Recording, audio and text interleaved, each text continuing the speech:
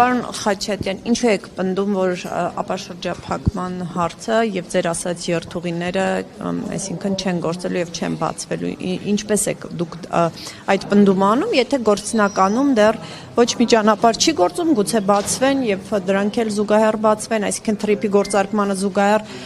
ձեր ասած երթուղիներն էլ սկսեն գործել։ Չէ, դրա համար պետք է լիներ քաղաքական պատրաստակամություն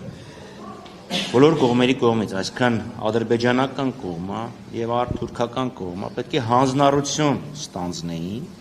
ապաշրջափակել Հայաստանի Հանրապետությունը,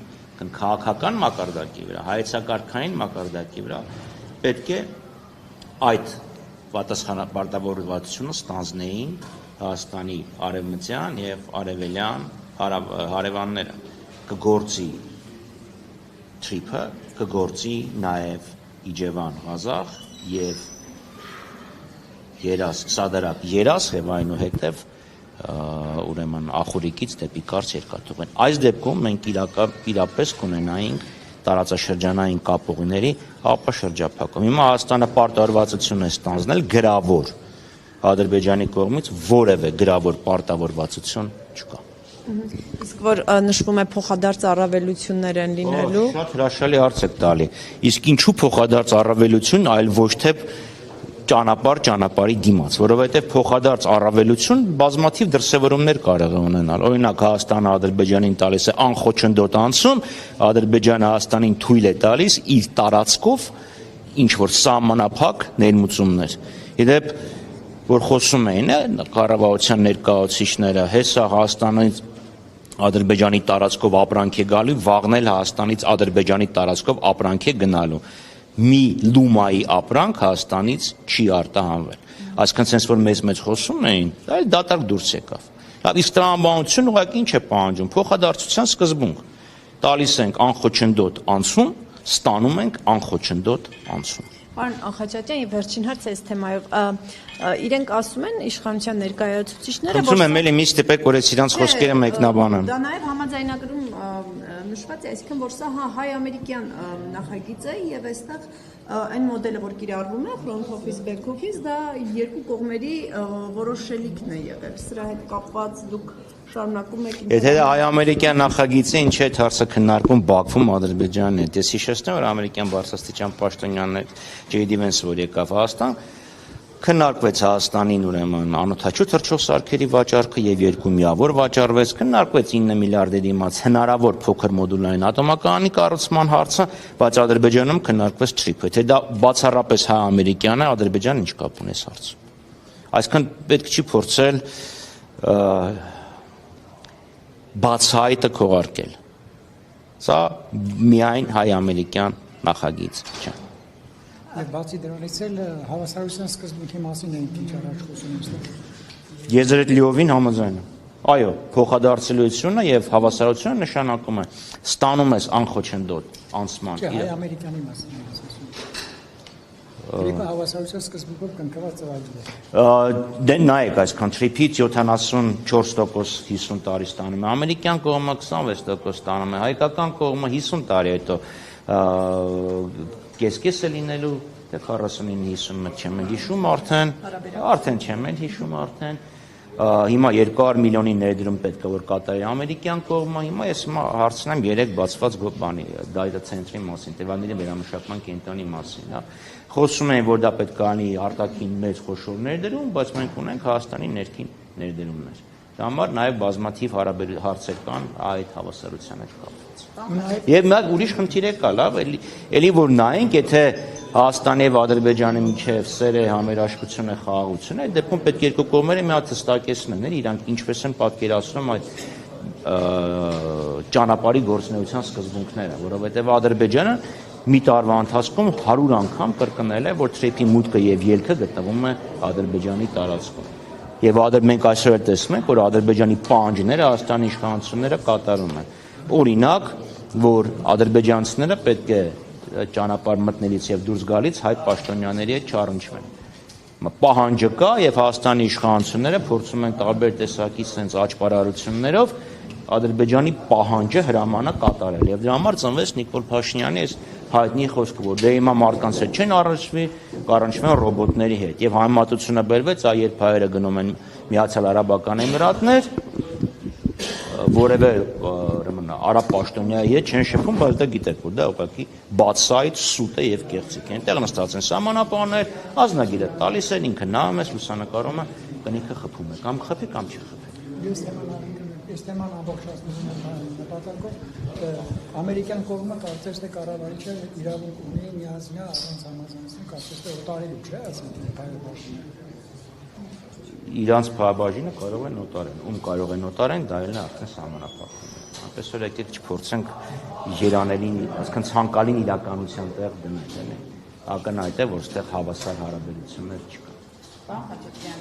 անդրադառնանք Երդանանի Նիկոլ Փաշինյանի ելույթին, հաջորդ ելույթին չէ, լսեցին, գնաք ԵԱՏՄ, ինչպես ասում էր, նայեց ԵԱՏՄ երկրների ղեկավարների աչքերի մեջ, փաստերը դրեց սեղանին, ինչ է կարծում, այս ամեն ինչից հետո արդյոք կլուծվեն սահմանափակումները, արգելքները կարող են հանվել, թե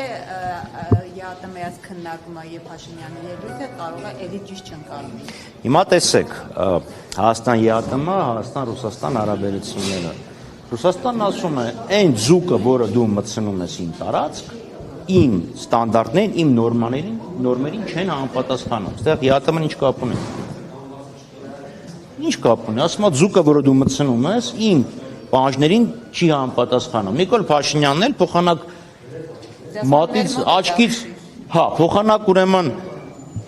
ունքը ուղի աչքն է անում, ասում է, ես այդ ձուկառը այնքան վատն էր, ուտելու բան չէր, յուղոտ էր, ճարպոտ էր, եսի մինչեր։ Այս հարաբերությունները մա խնդիր, այսքան ռուսներն ասում են, դե առողջապահական խնդիրներ կա, Նիկոլ Փաշինյանն էլ ելույթ անել, ասում է, հայկականից ձուկը լավը չի։ Հիմա ինքը հարց լուծեց դրանով, թե ավելի վատ թարացրեց։ Հիմա այդ ձուկը որ երրորդ երկիրը կգնի։ Կամ փորձել են զարտուղի ճանապարհներով ինչ որ մի բան տանել, գոնե ըստ մամուլի հրապարակումների։ Հիմա ինչ կապ ունես անում։ Իսկ իրավիճակը չի շփվի հերթական անգամ։ Ես չեմ կարծում, որովհետև քանի խնդիրը չի լուծվել, իսկ խնդիրը քաղաքական արտության մեջ խնդիր է։ Հայաստանի Հանրապետությունը ընդունել է օրենք, ասում է գնում եմ դեպի Եվրոպական միություն։ Ռուսներն ասում են, Եվրոպական միությունը Հայաստանի դեմ վարում են գծված ճշնամական քաղաքականություն եւ հետեւաբար դու գնում ես միանաս մեր դեմ ճշնամաբար տրամադրված բլոկի մենք մեզ պատասխանելու իրավունք ենք վերապահում։ Դուք էլ որոշեք, կողմնորոշվեք, գնում եք թե չեք։ Դե ինքը հերթով քաջալերված է ինչքան հեռու է Եվրամիություն գնալը։ Շատ լավ, այդ դեպքում հարցը առաջանում, դու այսօր հայտարարելով քո մտադրության մասին, գործնականում Հայաստանի տնտեսվարողների եւ Հայաստանի Հանրապետություն եւ Հայաստանի Հանրապետության ժողովրդին խնդրի առաջ ես կանգնացնում այսօր։ Այսինքն դու չունես լուծում այսօրվա փաստացի խնդրը գործում ես փոխհատուցել ինչ որ մի պահ հեռավոր ապագայում հնարավոր շահերով, հնարավոր դրական ազդեցություններով, բայց խնդրը այսօր է։ Այսօր լուծումն է առաջ։ Պարոն Խաչատրյան, քանի որ բայց կներեք եմ խնդրում էլի։ Այն որ Հայաստանի Հանրապետությունը, այս իշխանությունները, այս կառավարությունը դեռ տարիներ առաջ պետք է աշխատեր տնտեսության դիվերսիֆիկացման ուղղությամբ, որպեսզի մի առևտրային գործընկերոջ հետ հնարավոր եւ փաստացի բարդությունները այդքան ճակատագրական նշանակություն չունենային, դա փաստ է, բայց ինչ են արել այս մարդիկ, որևէ բան չեն արել։ Ինչ որ մեկը Հայաստանից եւ իշխանություններին մոտ կանգնած բիզնես կամ նույնիսկ կարող է բիզնեսներ Ռուսաստանից ներմուծում էր ոսկի, արտանում էր Միացյալ Արաբական Էմիրատներ։ Թվերի վրա տնտեսության աճը կա, գալիս ասում են, տեսեք, ինչ լավ է, մենք ինչ լավ ենք աշխատել։ Մտածելով, թե պապը ամեն օր փլավ է ուտելու, բայց մուր այդ փլավը կանգնեց պապի բգին։ Ինչ են իրան կարել, ոչ մի բան չեն արել։ Գնացել է ԵԱՏՄ Ղրղստանի հետ համաձայնագիր է կնքում։ Այո, բայց դա պետք է արվեր 5 տարի առաջ, 10 տարի առաջ։ Եվ ես նաև չգիտեմ, թե իրանք Ղրղստան ինչ են արտահանելու։ Սովետի թվին իշխանձուկը Սևանից արտահանվեց Իսիկուլ, հասնում է մինչև մետր կես, համեղ չի, դրանից հետո ինչ արվել, ես իրոք չգիտեմ։ Համեղ չի իմ անձնական սուբյեկտիվ դատողությունն է, կերել եմ ասում։ Պարոն Խաչատրյան, քանի որ ասում եք, որ այսինքն բոլոր կողմերն են դա ասում, որ ստեղծված իրավիճակի հիմնական բանը քաղաքական է որոշումը եւ նաեւ ասում եք թե ինչ ինչ քայլեր վերեցին այս քաղաքական իրավիճակին։ Հիմա սա նշանակում է, որ քաղաքական պետք է լինի նաև սրանից լուծումը։ Ինչպիսին, ինչ պետք է անի, այդ օրենքը ընդունվել է, հնարավոր դժգոհությունները Ռուսաստանից հնչում են։ Հիմա ինչ պետք է անի, կա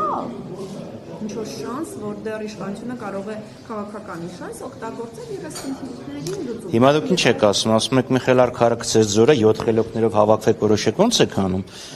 Ինչպես ինչ քաղաքական լուծում Դա եք ասում նախ եւ առաջ։ Յուրաքանչյուր քայլի հետևանք հենց այդ քայլի մեջ պարփակված է։ Դա Միխայել Արտասամանցեի ասել Ջորջ Օրվել անունով։ Այսինքն իրանք որ ստեղ այդ որոշումը, այդ օրենքը ընդունում էին, բայց չէին մտածում հետևանքների մասին։ Կամ այդ մի դասից, այդ մի արածից հետո ինչ դաս են քաղել։ Գնում է Ռուսաստան ընտրություններից առաջ, հանդիպում է Ռուսաստանի նախագահի, որպեսզի խնդիր լուծի, ճիշտ է։ Լուծեց թե ավելի վատ թարացրեց։ Իմ կարծիքով ավելի վատ թարացրեց։ Լավ սկսեց խոսել սոցիալական ցանցերի մասին։ Դու գնացել ես այնտեղ սիտը դատարկելու, թե գնացել ես հարց լուծելու։ Այդ տրամաբանությամբ իշխանությունները որևէ լավ բանի չեն բերի երկիրը։ Մյուս խնդիրը ինչ պետք է անել, պետք է նախ դնել եւ հստակ հաշվարկել, քեզ ինչն է ավելի ձեռնտու՝ ԵԱՏՄ-ն թե ԵՄ-ն, ինչպես ես պատրաստվում անցումը կատարել, եթե հանկարծ որոշես կամ հաշվարկները ցույց տան, որ ԵՄ-ն ավելի նպաստավոր է քո տնտեսության համար։ Պետք է նստես քո գործընկերների հետ բարեկամական քննարկես այս խնդիրը։ Ոչ թե սենց փորձես կողմի հետ հասնել ինչ-որ լուծման, այ դիվանագիտական ճանապարհով։ Ով ասեց։ Հարցնում է։ Դա հնարավոր է։ Հիմա իրանք ասում են դրեք հանրաքվե, ես էլ ասում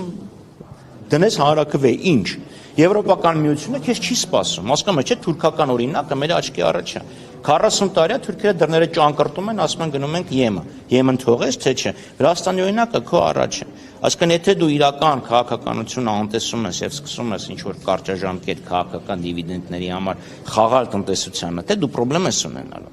Ես հարցին շարունակեմ։ Լավ, կառավարության կառուցվածքի եւ գործունեության մասին օրենքում փոփոխություն են առաջարկել։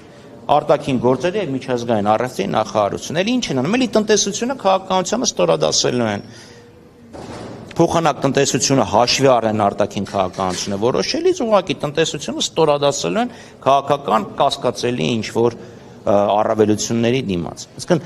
ձեր հարցինի պատասխան պետք է հստակ նստել թղթով գրիչով հաշվարկել եւ որոշել։